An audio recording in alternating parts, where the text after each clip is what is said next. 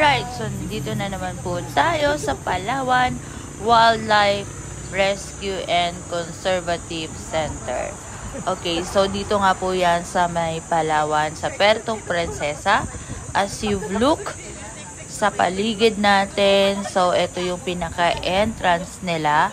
As of the moment kasi, nag-meeting yung mga crew ng Wildlife Rescue and Conservative Center. So, waiting time pa kami dito. Iniikot-ikot ko yung camera. Ayan. So, para ma-share sa inyo kung ano yung nasa entrance. As you can see, makikita nyo yung mga crew and staff nag-meeting at may tinatakal lang. So, habang naghihintay, syempre, hindi mawawala kung saan ang CR. So, hahanapin ng CR kung saan banda. So, doon yan, banda sa kabilang side. Okay? So, for this video, guys, I'm gonna tour you sa ating Wildlife Rescue and Conservative Center. Okay? So, in a bit, after nyan, few minutes after, magsa-start na yung ating tour. Okay? So, ano kaya ang masasabi niyo? So, eto na. Papasok na kami dito. Ito yung mga kasama ko sa loob ng Wildlife Rescue.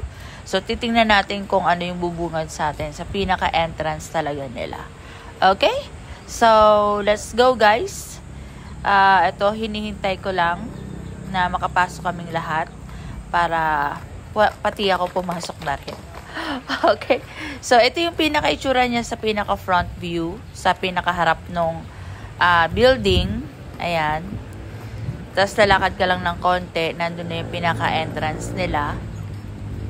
Tapos, dito, bubungad sa atin ang since crocodile lang dito, highlight. So, syempre, hindi mawawala yung parang preserved nila na crocodile skeleton. Yung pinaka sikat nung araw na crocodile. Alright, so ito, lilista muna kayo magre-register muna kayo. Halimbawa, madami kayo.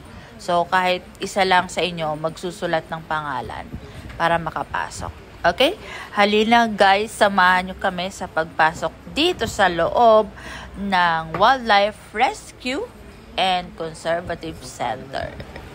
Okay, so let's go guys. Ayan, so ayan. Ayun, bumungad sa atin yung crocodile.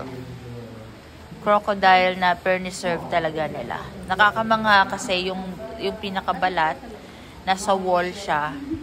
Dinisplay talaga para makita din ng mga tao. Ayan, so as you can see, buong-buo din yung pinakabuto ng crocodile. Sa pagkakaalam ko, this crocodile has a name. It's Rio. In a bit, merong crew or staff na mag-i-explain or i-explore tayo in regards dito. Okay? Ito na siya. This is Rio, Tagaslan and Rotunda Library, Batanasa, in the southern part of Palawan.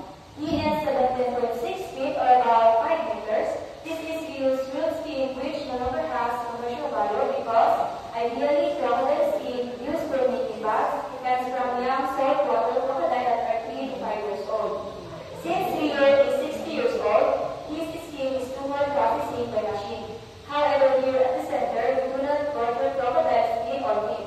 All crocodile products like crocodile meat, sisig are locally imported from Rizal and Davao, not here in Palawan, because this is a conservation purposes only and breeding facility for freshwater and saltwater crocodile. Rio was captured on August 4, 1990 because he attacked a fisherman. It was confirmed that he swallowed a red leg of the victim. Just the red leg because crocodile can only consume 1% to 2% of their body weight. It is a misconception crocodile which is still alive. So if you remember Lolong was from a person Lensor in Mindanao. He died on February 10, and now displayed in National Museum in Manila. Now, let's proceed to the live crocodile.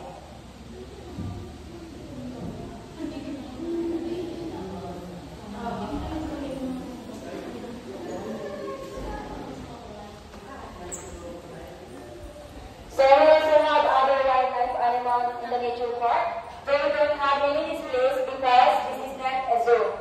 We release animals back into the wild depending on their health conditions.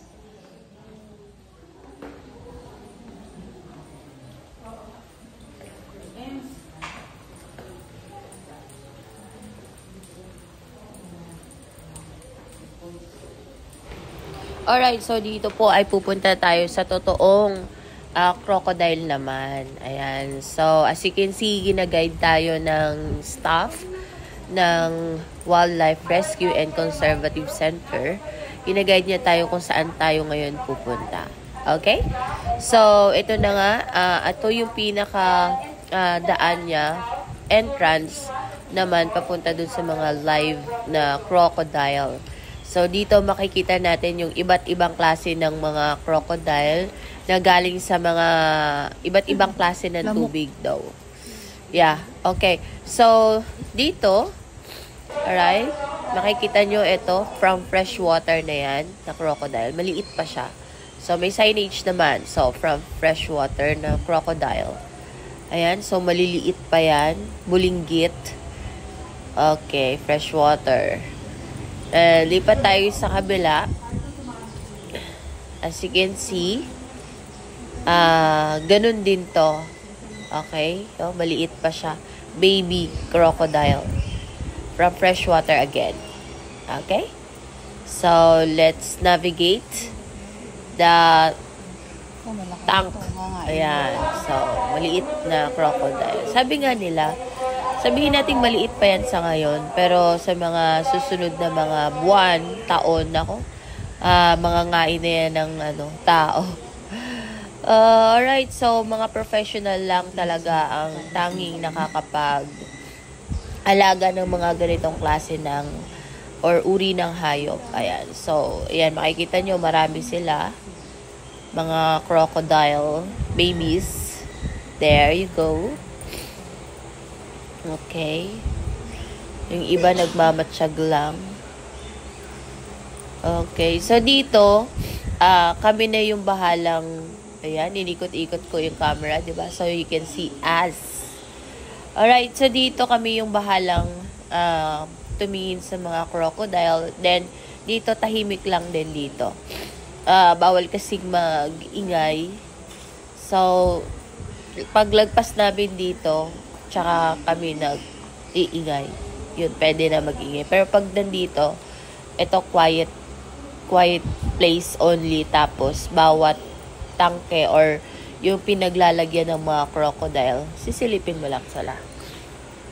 Siguro for safety din. As you can see, may safety net din siya. So, para kahit dungaw-dungaw ka, okay lang. Kasi may harang naman. Okay, nandito na tayo sa pinaka-end nito. So, punta tayo dun sa malalaking crocodile naman daw. Okay, yan yung kabuuan ng mga babies ng mga crocodile. Okay? Malawak. Medyo uy, ka lang talaga. Yan, no? Patong-patong yung mga babies na crocodile. Maliliit pa. Mga butiki ba? Mga from fresh water. Ito medyo malaki na talaga. Ayan. So, punta naman tayo ngayon sa totoong crocodile na malalaki. Marami na nakain. Nangay ng tao. Just kidding aside.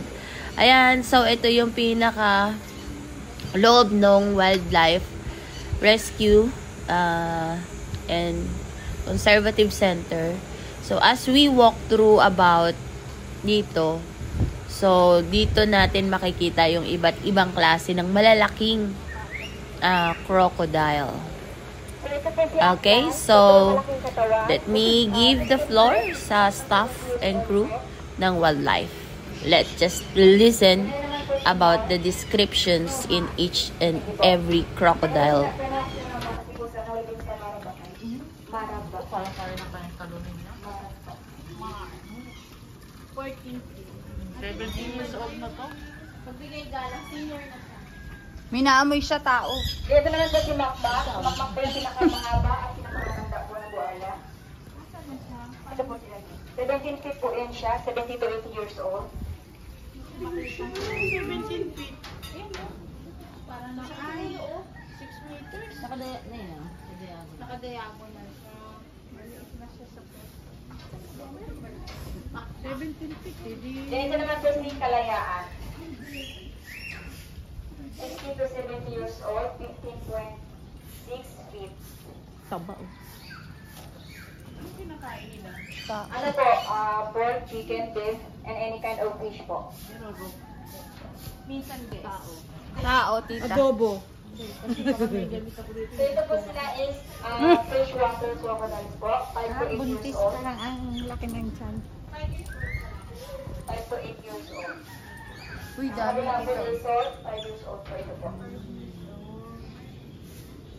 Ito yung freshwater. Nakaready na siya. Ayan, dami cellphone. Nakaready na siya. 5 years. So kung napapansin niyo po yung isa is red kasi po, this po yung kanyang next po.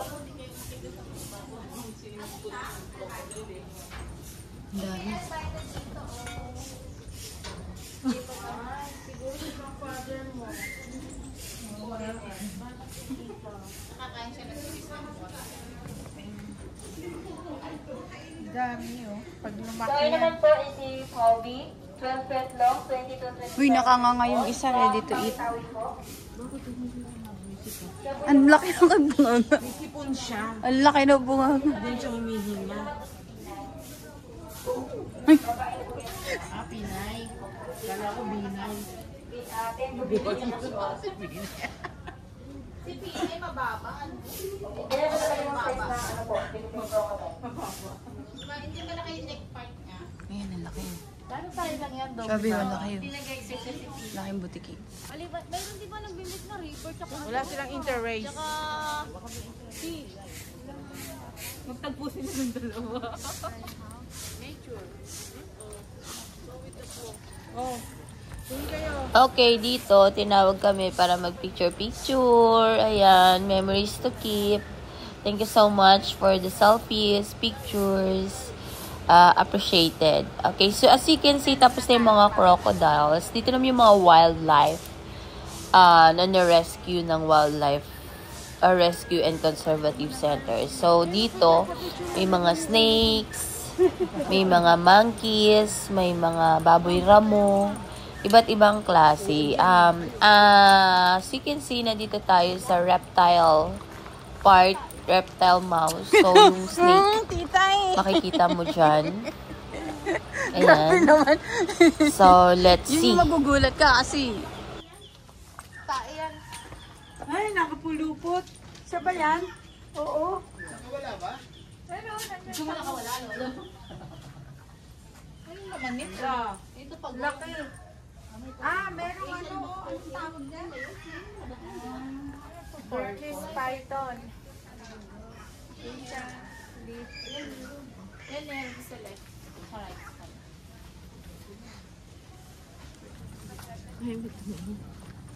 Okay, ipagpatuloy natin ang pag-walk through natin dito sa kabahayan ng ating mga animals. Okay, na rescue ng Wildlife Rescue and Conservative Center dito sa Palawan, Puerto Princesa. Okay, as we explore, as you can see, napakaganda talaga. Sobrang ma-appreciate mo yung Mother Nature dito. Sorry sa camera, paikot-ikot, medyo nakakahilo. So, may kita nyo yung mga lungga na napaglumaan na. Ayan. So, dyan, makikita mo yung mga ginawa nila para sa mga animals. Okay, so as we walk through again, maraming green, 'di ba? Iba't ibang klase ng puno, mga dahon. Parang yun yung tinutour natin or binavlog natin yung mga puno kasi puro green. Okay, so just kidding aside about it. So we have this. Ayan, maganda siya. Maliban dun sa snake, so meron rin siyang mga baboy ramu. Meron siyang 45, may mga ibon din. Ayan. Shyness pa nga ako rito. Pero sige pa din, vlog pa din. Though pawis-pawis na si person dito. Parang nag-gym, nag-treadmill. Okay, so very much appreciated yung Mother Nature natin. Napakaganda talaga. Sobrang ma-amaze ka sa kung ano meron ang ating kapaligiran, no? Napakatagalog, napakalalim. I mean, yung nature natin. So, as we keep this, 45 minutes kung gusto mong i-explore yung buong kabahayan nitong mga wildlife nito. Yung Wildlife Rescue and Conservative Center na nag-rescue nga ng mga animals. Okay, so syempre kapag hindi na-rescue yan, malamang mauubos yan. Joke ulit. Alright, so for this, ayan yung ating camera, ikot-ikot lang. So we have this monkey, no? Makikita nyo mamaya, pag inikot yung camera, makikita nyo yung bahay ng monkey. So dito, hindi katulad sa underground na malayo yung mga monkey. Dito, meron silang lungga. Doon lang sila nakalagay. Ayan. So, kita nyo, ito yung pinaka-daanan papunta dun sa mga hawla ng mga animals na nandito. So, ayan. So, malapit na tayo. Konting lakad pa. Ayan. Alright, so narating na natin yung pinaka parang bridge. Ikot natin yung camera. Makikita nyo yung monkey dyan. Ayan. So, ayan yung hawla ng monkey. Alright, guys? That's it. Okay, guys. That's for video for today. Thanks so much for subscribing. Please subscribe for more videos.